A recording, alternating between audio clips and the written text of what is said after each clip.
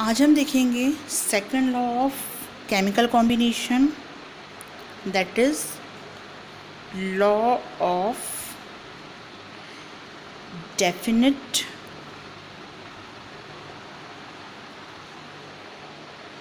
और constant proportion. Constant combination या बोल सकते हैं इसको हम कांस्टेंट प्रोपोर्शन। ये जो लॉ है इसे एक फ्रेंच साइंटिस्ट थे जोसेफ प्राउस्ट, उन्होंने दिया था। According to that law a pure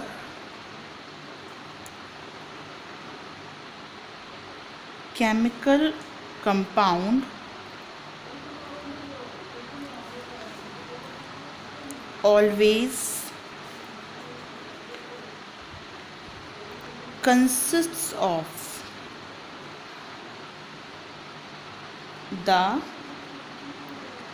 same elements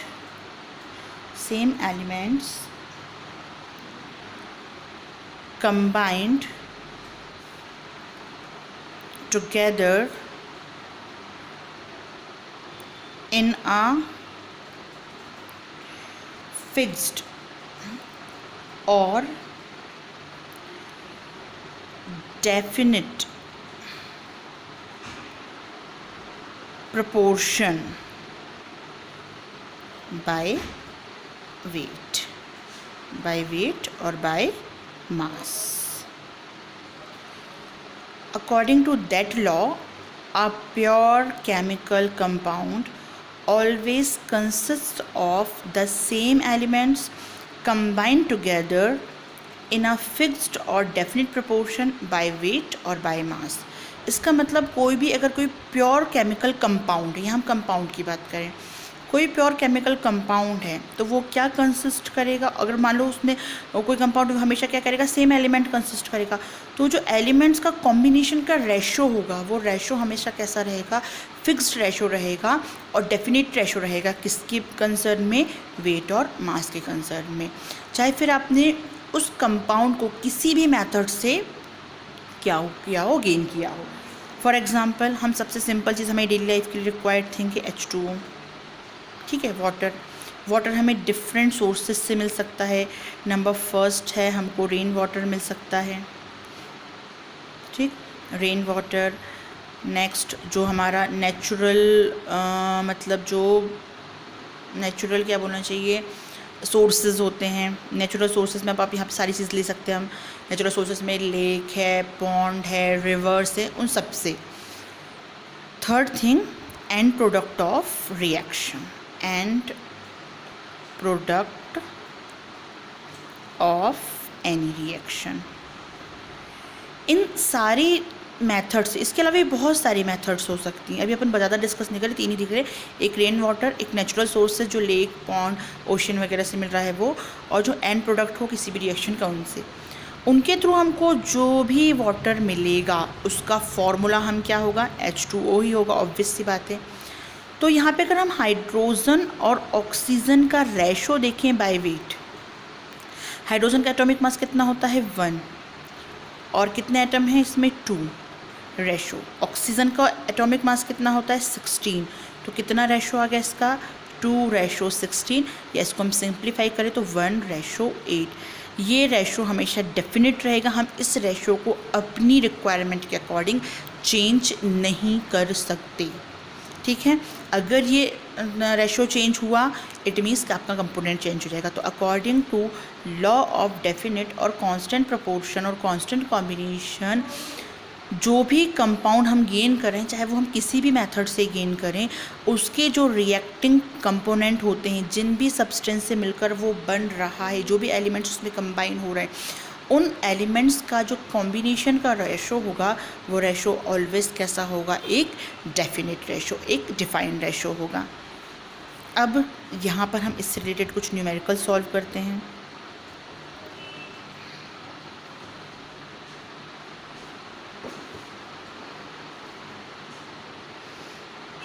चलिए क्वेश्चन लिखिए।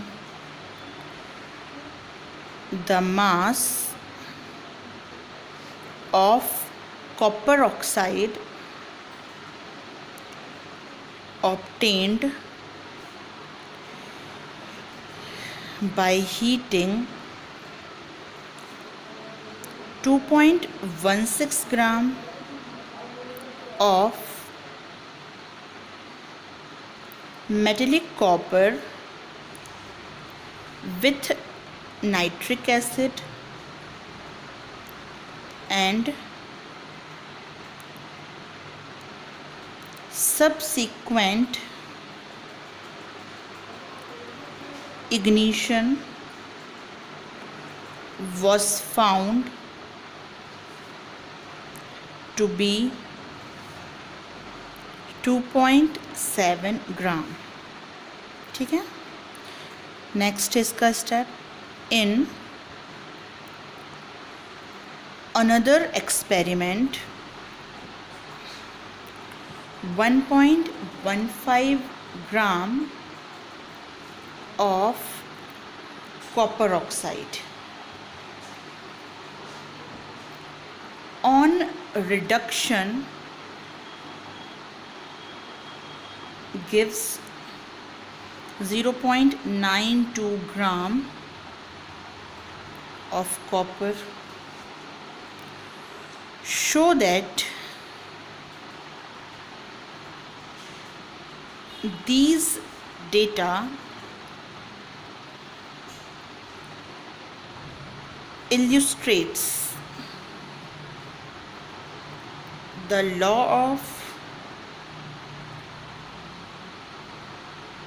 constant और डेफिनेट प्रोपोर्शन। चलिए सबसे पहले इस क्वेश्चन को समझते हैं। देखिए यहाँ पे दो एक्सपेरिमेंट दिए हैं। फर्स्ट एक्सपेरिमेंट में क्या हो रहा है, the mass of copper oxide obtained by heating 2.16 gram of metallic copper with nitric acid and subsequent ignition was found to be 2.7 gram। अब सबसे इंपॉर्टेंट चीज़ आप ये याद रखोगे कि हमें सिर्फ हमारे रिएक्टेंट्स और प्रोडक्ट से मतलब है, मेथड से मतलब नहीं। क्वेश्चंस में काफ़ी लेंदी रहते हैं और कन्फ्यूज़न क्रिएट करने के लिए अलग अलग मेथड्स को बहुत ज़्यादा लेंदी बता दिया जाता है इसमें। तो हमें लॉ ऑफ कांस्टेंट प्रोपोर्शन और लॉ ऑफ डेफिनेट प्रोपोर्शन को सॉल्व करने के लिए हमको सिर्फ ये देखना है कि हमारे रिएक्टेंट क्या हैं और हमारे प्रोडक्ट क्या हैं। दूसरे में क्या है, in another experiment 1.15 gram of copper oxide on reduction gives 0.92 gram of copper. Show that these data illustrate the law of constant और definite proportion। अब सिर्फ ये वाले क्वेश्चन मतलब कौन से, कांस्टेंट प्रोपोर्शन के क्वेश्चंस जो होते हैं वो दो मेथड से सॉल्व होते हैं। एक मेथड है इसकी परसेंटेज मेथड कि आप सबका अलग अलग परसेंटेज निकाल लो, और एक मेथड होती है रैशनल मेथड, मतलब हम जिसमें क्या निकाल लेते हैं, उनका रेशो निकाल लेते हैं। दोनों का स्टार्टिंग पॉइंट सेम है। जो कॉमन फिनोमिना वो मैं पहले बता दे रही हूँ, फिर आपको एक मैं परसेंटेज मेथड से निकाल के बता दूँगी और एक का ऐसे रैशनल मेथड से। देखिए सबसे पहली चीज़ हमारे पास में, हम इसको जब सॉल्व करेंगे तो हमारे पास में दो सब्सटेंस हैं, तो हम दोनों एक्सपेरिमेंट्स को अलग अलग निकाल लें। यहाँ पे एक्सपेरिमेंट 1 एक हो रहा है हमारा, और एक क्या हो रहा है हमारा, एक्सपेरिमेंट नंबर 2। चलो क्वेश्चन पढ़कर क्या समझ में आ रहा है, the mass of copper oxide मतलब हमारा प्रोडक्ट क्या है, कॉपर ऑक्साइड। तो निकालो, यहाँ पे सारी चीज़ें मास के कंसर्न में ही हैं, तो क्या निकाल लो, mass of copper oxide. Experiment 1 के लिए mass of copper oxide, experiment 2 के लिए मास ऑफ कॉपर ऑक्साइड हो गया। ठीक है, अब कॉपर ऑक्साइड हमारा क्या है, प्रोडक्ट है, तो ऑब्वियस सी बात है यहाँ पे हमारे रिएक्टेंट क्या क्या होंगे, कॉपर होगा एक रिएक्टेंट, और दूसरा रिएक्टेंट क्या होगा हमारा ऑक्सीजन। बस हमको ये चीज़ प्रॉपर निकाल के रखना पड़ेगा। अगर हम ये चीज़ें सही सही निकाल लेंगे, यहाँ कोई मिसिंग नहीं करेंगे, तो हमारा आंसर डेफिनेटली 100% करेक्ट आएगा। फर्स्ट एक्सपेरिमेंट में देखो कितना बोल रहा है, the mass of copper oxide obtained by heating 2.16 gram of metallic copper. ये 2.16 कॉपर ऑक्साइड का अमाउंट नहीं है, किसका है, by heating 2.16 gram of metallic copper. किसका है, मेटलिक कॉपर का। मेटलिक कॉपर का कितना अमाउंट दिया है इसमें, 2.16 ग्राम। तो क्या बोल रहा है, कितना ऑब्टेंड हो रहा है, copper with HNO3 and subsequent ignition was found to be 2.7 gram. कई बार यहीं पे बहुत कन्फ्यूज़न क्रिएट होता है, तो ये कितना हो जाएगा 2.7 ग्राम। तो उसको समझने का सबसे ईजी तरीका है, 2.7 बड़ी वैल्यू है, 2.16 छोटी वैल्यू है, तो सीधी सी बात है प्रोडक्ट का अमाउंट ज़्यादा ही होगा। तो अब यहाँ से हम मास ऑफ ऑक्सीजन कैसे निकालेंगे बताओ। हमारे पास टोटल प्रोडक्ट है और एक रिएक्टेंट की वैल्यू हमको पता है, तो यहाँ से हम क्या कर देंगे, मास of copper oxide minus mass of copper का फॉर्मूला लगा लो, कितना हो जाएगा 2.7 माइनस 2.16, 2.7 माइनस 2.16 ये आ जाएगा हमारा 0.54 ग्राम। कितना आ जाएगा ये 0.54 ग्राम। अब दूसरा एक्सपेरिमेंट देखते हैं। In another experiment 1.15 gram of copper oxide, सीधे दे दिया 1.15 ऑफ कॉपर ऑक्साइड, तो वो कॉपर ऑक्साइड होगा। ऑन रिडक्शन की प्रोसेस हो रही है, क्या दे रहा है 0.92 ग्राम ऑफ कॉपर। कितना कॉपर दे रहा है 0.92 ग्राम ऑफ। तो ये तो ईजी है, इसमें सीधे से ज़्यादा समझने की ज़रूरत नहीं है। 1.15 ग्राम कॉपर ऑक्साइड है और 0. कितना है 92 ग्राम क्या है हमारा कॉपर है। ठीक है, तो फिर वही चीज़, बड़ी वैल्यू है तो वो कॉपर ऑक्साइड की होगी प्रोडक्ट की, और जो छोटी वैल्यू है तो वो क्या होगी रिएक्टेंट की। तो यहाँ पे फिर अगेन वही फॉर्मूला लगा लिया हम ऑक्सीजन निकालने के लिए, mass of copper oxide minus mass of copper.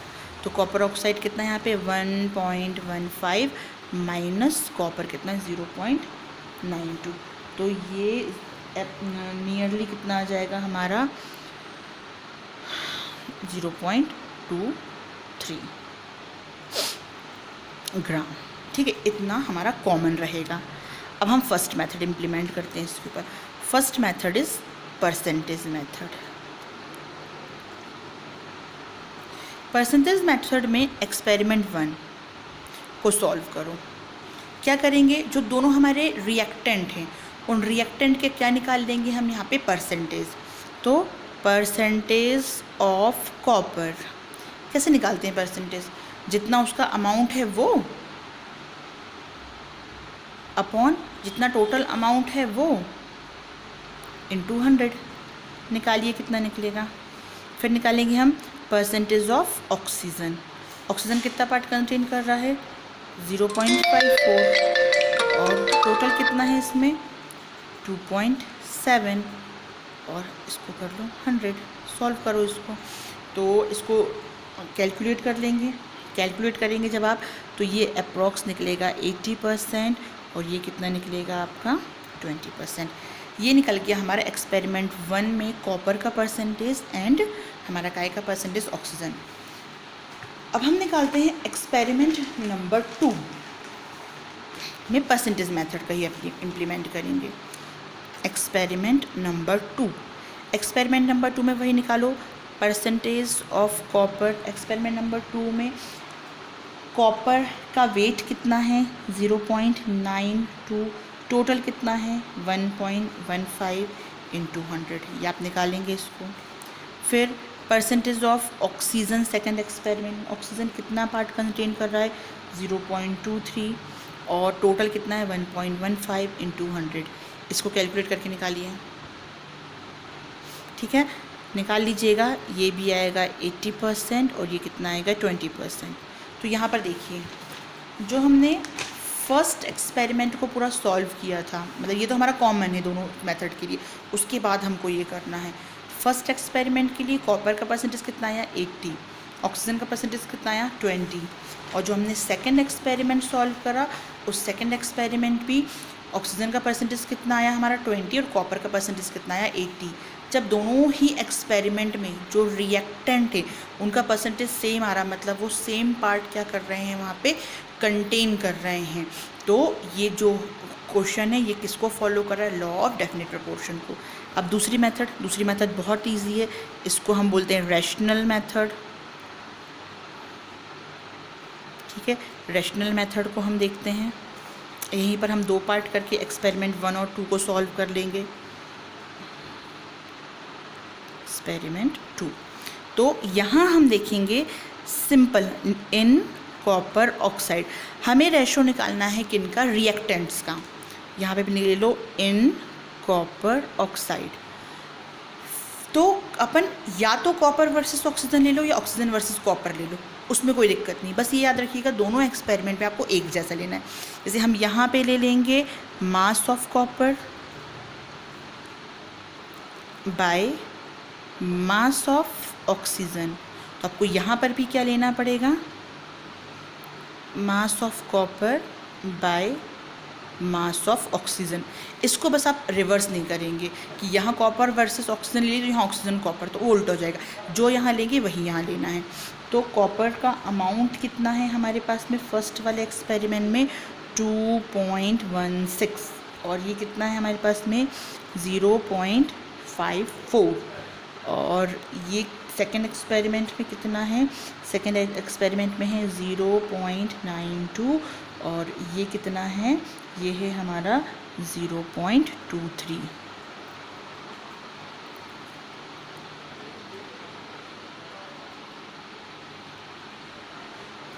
ठीक है, अब आप निकालिए इसको।